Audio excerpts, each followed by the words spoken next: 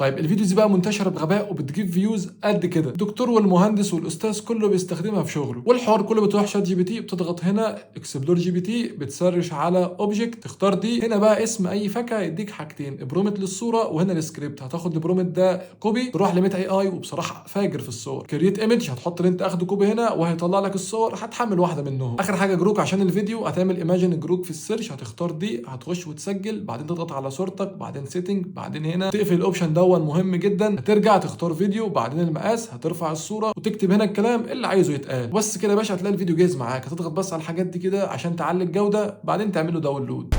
انا مش الهرم الحقيقي، اسمعوا كلامه كويس واعملوا له فولو.